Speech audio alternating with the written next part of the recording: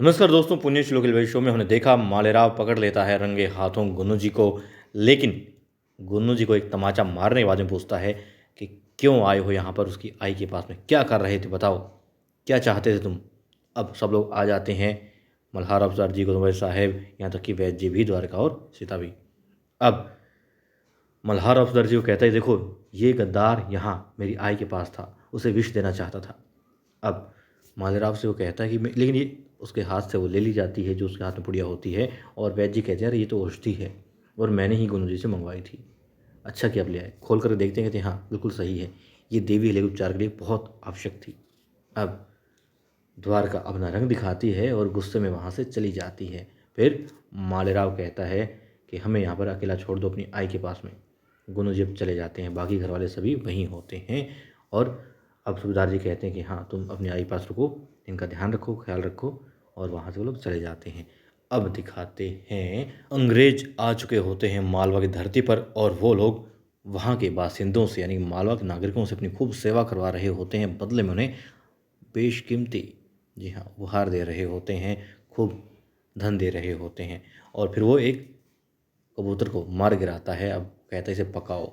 तब वो लोग कहते हैं इसे नहीं पकाया जा सकता सरकार, माफ़ कीजिए, क्योंकि ये यहाँ पर शांति का वाहक माना जाता है, संदेश माना जाता है। फिर वो कहते हैं फिर तो इसी को पकाओ। अब तब वो कहते हैं कि लेकिन छोटी रानी साहिब जो कि हमारी आई हैं, वो तो कहते हैं छोटी रानी साहिब वो कौन है। अब उन्हें बताया जाता है मालवा के बारे में, वो जानना चाहता है कि सारी बातें बताओ। बता देते हैं सूबेदार जी के बारे में, देवले के बारे में, मालेराव के बारे में। अच्छा, future of Malwa, future king, ठीक है। अब वो किस्सा वहीं ख़त्म हो जाता है कबूतर वाला। और अब वो अपने आदमियों से कह रहा होता है कि उसे रास्ता चाहिए कि आखिर कैसे जाए। मालवा की धरती पर तो आ गए, लेकिन मालवा में कैसे जाए। मालवा में बहुत कुछ है और बहुत कुछ नहीं भी है। जो नहीं है वो देना चाहता है यहाँ के लोगों को, और जो है वो लेना चाहता है। लेकिन यहाँ के राज्य में तो आ गया है, महल में कैसे दाखिल हो, किस बहाने से दाखिल हो, कौन मदद कर सकता है, वो सारी बातें जानना चाहता है। अब महल के बारे में, होलकरों के बारे में सब कुछ उसे बताया जा रहा होता है। और वहाँ दिखाते हैं होलकर महल में देवी हले के पास में सुबह सुबह प्रातःकाल आता है मालेराव और कहते देखो आई, मैं कितनी जल्दी उठ गया हूँ, कितनी जल्दी तैयार भी हो गया हूँ दरबार जाने के लिए। और वो कहता है कि मुझे आशीर्वाद दो, आई मुझे आशीर्वाद दो। अपनी माँ से आशीर्वाद मांगता है, कहता है तुम खड़ी हो जाओ, मुझे देखो, जैसा आप चाहती थी मैं वैसा ही करूँगा, जैसा आप चाहती थी वैसा ही बनूंगा, जैसे आप फैसला लेना चाहती थी वैसे ही मैं फैसले लिया करूँगा, सब कुछ वैसे ही करूँगा, बस आप ठीक हो जाओ, आप ठीक हो जाओ, मुझे आशीर्वाद दो।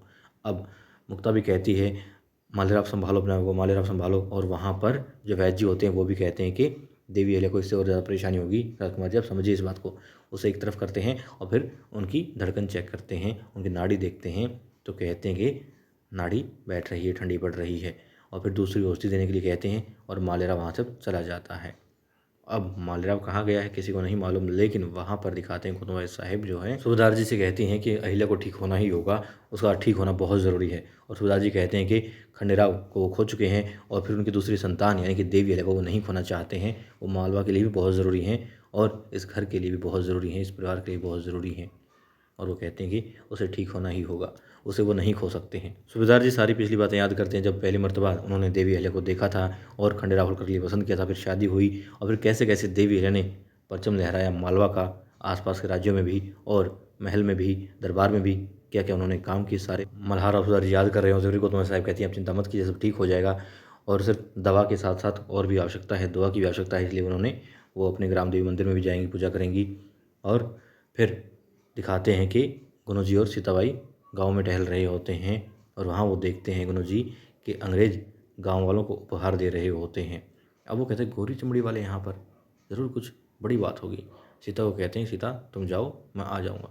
अब सीता कहती है, लेकिन वो कहते हैं आप जाइए मैं आ जाऊँगा, ठीक है। वो देखता है छिप करके कि आखिर क्या हो रहा है, तो वो देखता है उपहार दिए जा रहे हैं अंग्रेज़ों द्वारा गाँव वालों को, आखिर क्यों दिए जा रहे हैं, कोई बड़ी बात है, जानना पड़ेगा। अब उसके अंदर जिज्ञासा पैदा होती है जानने की। और वहाँ दिखाते हैं मल्हार और सूबेदार जी और जो है द्वारका भाई साहेब, गौतम भाई साहेब होती हैं, तुकोजी और यशवंत भी होते हैं और आते हैं अब दौड़ते दौड़ते वहाँ पर गंगूबा, और कहते हैं अरे आप तो पूना गए थे ना। वो बताते हैं हाँ वो पूना गए थे और वहाँ से एक अच्छी खबर नहीं है। घबराए हुए होते हैं, दुखी होते हैं। मल्हार और सुधार जी कहते हैं क्या बात है, बताते हैं कि नाना साहेब पेशवा नहीं रहे। अब मल्हार और सुधार जी की जो चिंता की लहरें थी और ज़्यादा बढ़ जाती हैं, क्योंकि यहाँ महल में भी हालात अच्छे नहीं हैं और वहाँ पर उनके बहुत अजीज़ नाना साहेब पेशवा भी नहीं रहे हैं। फिर वो तुम्हारी साहिब कहती हैं कि संभालिए अपने आप को। अब वो कहती हैं यकीनन ये बहुत बड़ी क्षति है, तभी आ जाती हैं वहाँ पर मैना बाई और कहती हैं कि बाबा साहेब क्या कहती है, वो कहती है कि मालेराव वहाँ, अब सब दौड़ते हैं वहाँ जहाँ उन्होंने कहा था, मंदिर के पास पहुँचते हैं, लोगों का तांता लगा हुआ होता है और देखते हैं जाकर के क्या होता है। मालेराव जलते हुए कोयलों पर चल रहा होता है। रुकना चाहते हैं सब, मल्हार और सुधार जी कहते हैं वापस आ जाओ, बाहर आ जाओ यहाँ से, तो कहते नहीं, उसने अपनी आई की सलामती के लिए दुआ की है और वो प्रार्थना कर रहा है, और जब तक उसकी तपस्या सफल नहीं हो जाती, देवी अहिल्या को होश नहीं आ जाता, वो इस तपस्या को जारी रखेगा, बीच में नहीं रोकेगा। और आप भी दुआ कीजिए, प्रार्थना कीजिए। वो शिव शंभू की तरफ देख रहा होता है और बार बार अपने कदमों को जो आगे बढ़ा रहा होता है, उस अग्नि पर वो चल रहा होता है और अपनी माँ के लिए दुआ कर रहा होता है। और यकीनन उन सब के साथ साथ हम भी यही चाहते हैं कि देवी अहिल्या जल्द से जल्द स्वस्थ हो जाए और अपनी मुहिम पर आगे बढ़ें। और यकीनन हम देख लेंगे आने वाले एपिसोड में कि ऐसा ही होता है, देवी अहिल्या स्वस्थ हो जाती हैं और अंग्रेज़ों से भिड़ने के लिए आगे बढ़ जाती हैं।